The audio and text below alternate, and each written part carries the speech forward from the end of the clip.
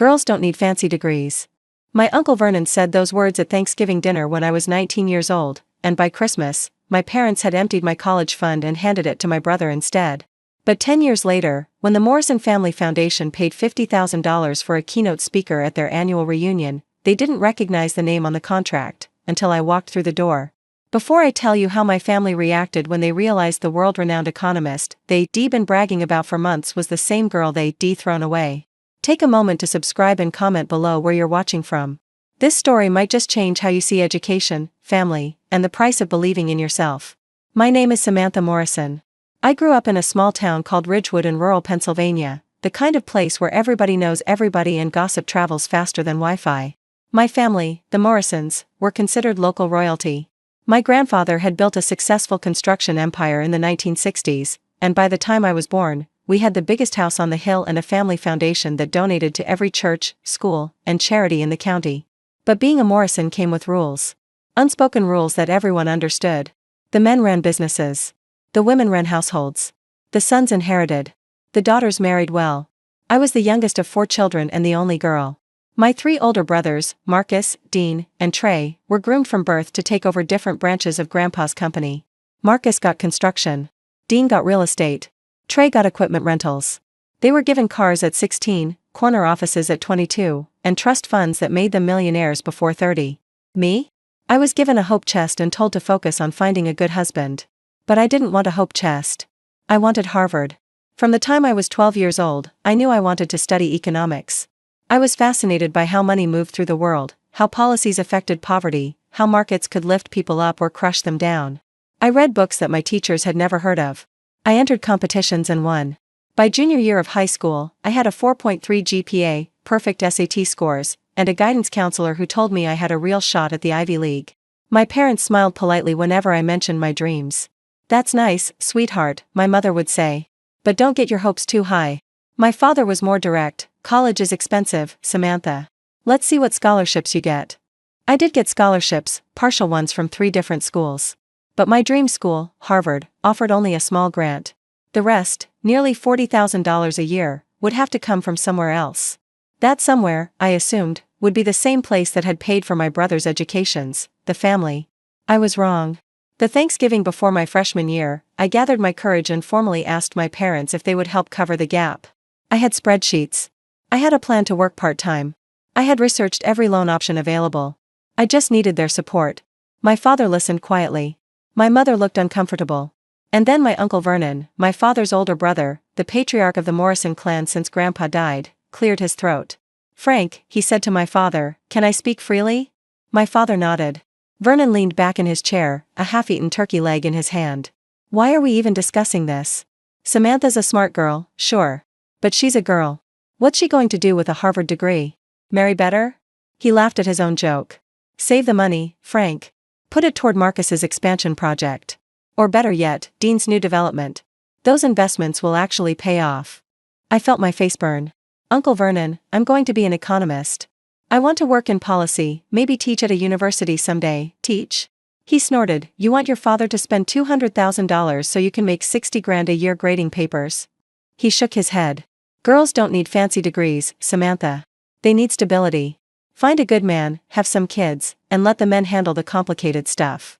I looked at my parents, waiting for them to defend me. They didn't. My mother stared at her plate. My father rubbed his temples. And one by one, I watched my brothers nod along with Uncle Vernon like puppets on strings. "He's got a point, Sam," Marcus said with a shrug. "Harvard's a lot of money for something that might not even work out." The conversation moved on. They started talking about Dean's new property development like my entire future had just been dismissed in 30 seconds. That night, I cried myself to sleep. By Christmas, my parents made their decision official. The money they'd saved for my education, roughly $80,000, was being redistributed. Half went to Marcus for his business expansion. The other half went into a fund for my future wedding. A wedding fund. As if a white dress was supposed to replace my dreams. I didn't scream. I didn't beg. I just looked at my parents and said, "I'll do it without you." My mother actually laughed. "Sweetheart, be realistic. How are you going to afford Harvard on your own?" "I don't know yet," I said. "But I'll figure it out." And I did. I deferred my Harvard acceptance for 1 year. During that year, I worked 3 jobs, waitressing in the morning, retail in the afternoon, tutoring at night. I applied for every scholarship, grant, and fellowship I could find. I wrote essays until my fingers cramped. I sold my car, moved into a tiny apartment with 4 roommates, and lived on ramen and determination. By the following September, I had cobbled together enough funding to cover my first year. Barely. The next 4 years were brutal. I worked 25 hours a week while carrying a full course load. I took summer classes to graduate early and save money. I won a research fellowship my junior year that covered most of my senior expenses. And when I walked across that stage to receive my diploma, magna cum laude, Phi Beta Kappa, I was 23 years old, exhausted, and completely alone. No one from my family came to graduation. I'd stopped calling them years ago, and they'd never once reached out. After Harvard, I was offered a position at a prestigious economic think tank in Washington, D.C. I spent 5 years there, publishing papers, advising congressional committees, and building a reputation as one of the sharpest young economists in the country. At 28, I was recruited by the World Bank. At 30, I became the youngest senior policy advisor in their history. Along the way, I wrote a book, Breaking Ceilings, Economic Policy and Gender Inequality, that became an unexpected bestseller. It was translated into 14 languages. I was interviewed by major news networks. I gave a TED Talk that went viral. Forbes put me on their 30 under 30 list, and then their 40 under 40 when I kept climbing. By 32, I had done everything Uncle Vernon said I couldn't. And I hadn't spoken to my family in over a decade. Then, one afternoon, I received an unusual email.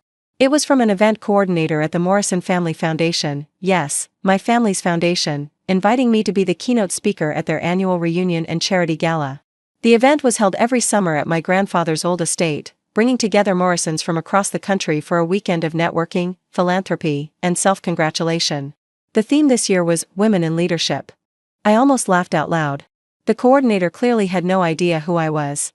My professional name was Dr. Samantha Ellis, Ellis being my mother's maiden name, which I'd adopted when I cut ties with the Morrisons. She only knew me as the best-selling author and World Bank advisor whose speaking fee was $50,000. My first instinct was to delete the email. My second instinct was much more interesting. I replied and accepted the invitation. The reunion was held on a Saturday in late July. I drove up to Ridgewood the night before and stayed at a hotel in the next town over. I barely slept, not from nerves, but from anticipation. For 10 years, I had imagined this moment. Now it was actually happening. The estate looked exactly as I remembered, sprawling green lawns, white tents, string lights hanging from the oak trees. Catering trucks lined the gravel drive.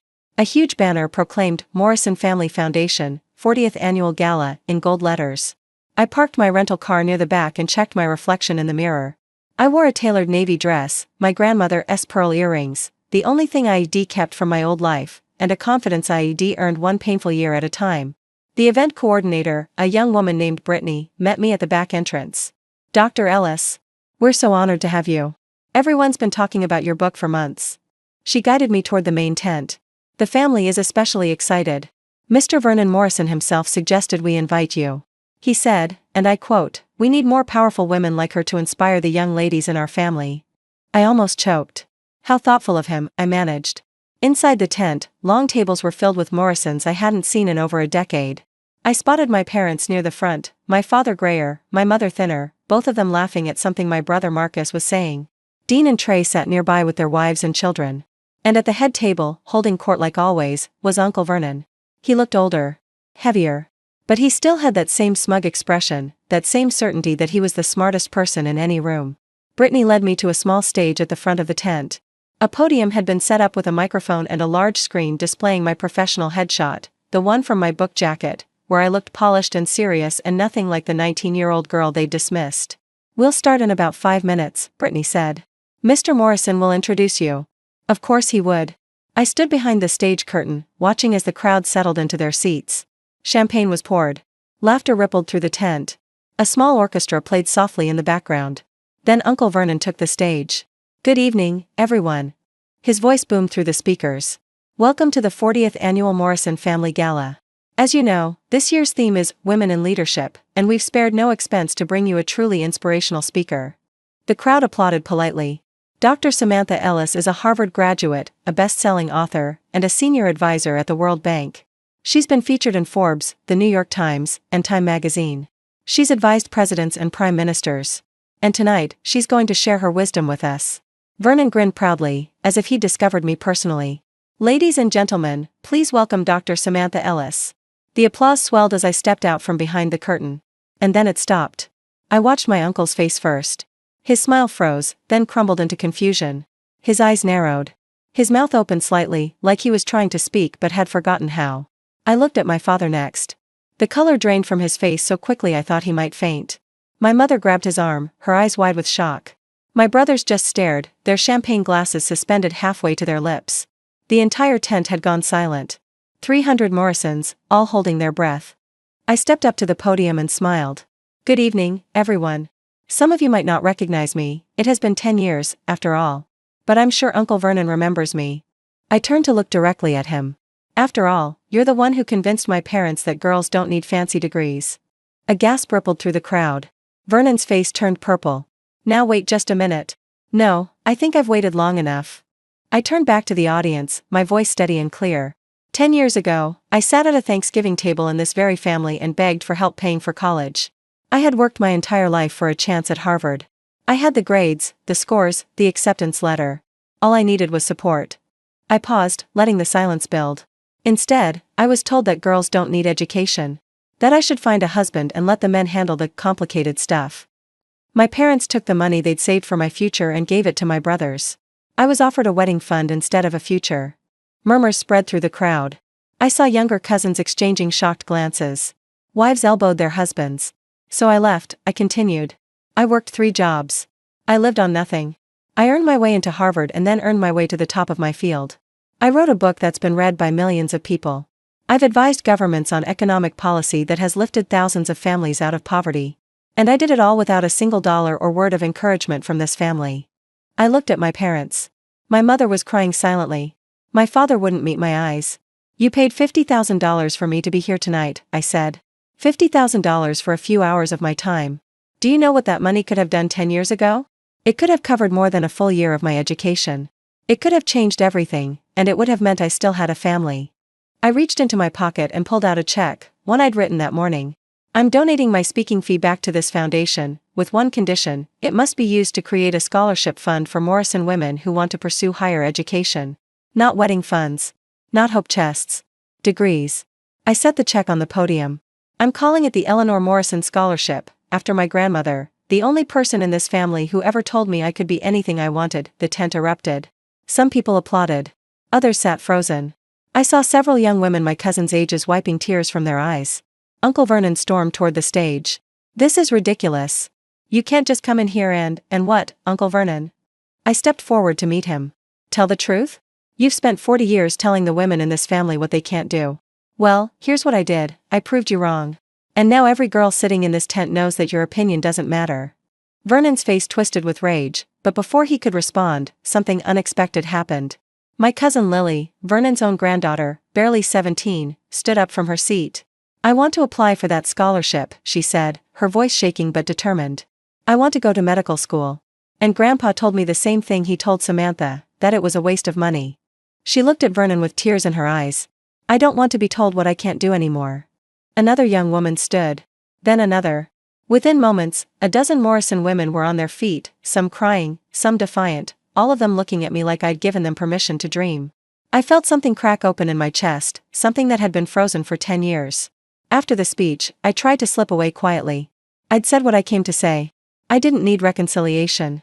I didn't need apologies. I just needed them to know. But as I reached my car, I heard footsteps behind me. Samantha. Wait. I turned. It was my mother. She looked smaller than I remembered, fragile in a way that surprised me. Her eyes were red and swollen, her careful makeup ruined by tears. I don't expect you to forgive me, she said, her voice breaking. I don't deserve it. But I need you to know. I've regretted that decision every single day for 10 years. Every time I saw your name in an article, every time someone mentioned your book, I thought about what we did. What I let happen. She took a shaky breath. You were the bravest one of all of us, Samantha. And I was too much of a coward to stand up for you. I didn't know what to say. Part of me wanted to hug her. Part of me wanted to scream. I'm proud of you, she whispered. I know I have no right to be.